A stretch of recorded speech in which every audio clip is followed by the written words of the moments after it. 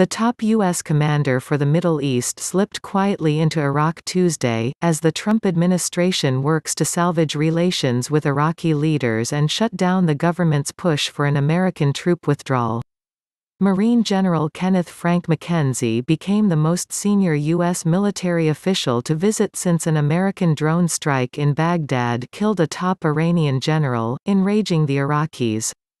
McKenzie met with Iraq leaders in Baghdad and then went to see American troops at Al-Assad Air Base, which was bombed by Iran last month in retaliation for the drone attack. His visit comes amid heightened anti-American sentiment that has fueled violent protests, rocket attacks on the embassy and a vote by the Iraqi parliament pushing for withdrawal of U.S. troops from the country.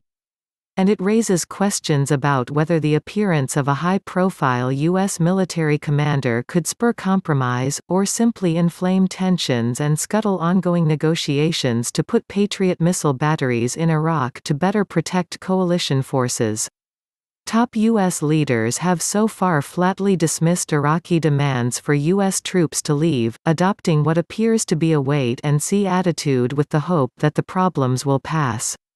Iraqis, however, were furious over the drone strike at Baghdad's international airport on January 3 that targeted and killed Qasem Soleimani, Iran's most powerful general, but also struck down an Iraq general who was with him. The Iraqi, Abu Mahdi al-Muhandis, was the deputy commander of Iran-backed militias known as the Popular Mobilization Forces (PMU). In response to what Iraqi leaders called a breach of sovereignty, Parliament passed a non-binding resolution urging U.S. troop withdrawal.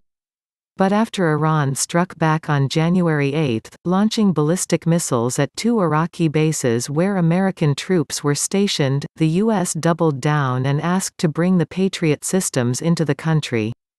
There were no Patriots or other air defenses in Iraq capable of shooting down ballistic missiles at the time of the Iranian strike.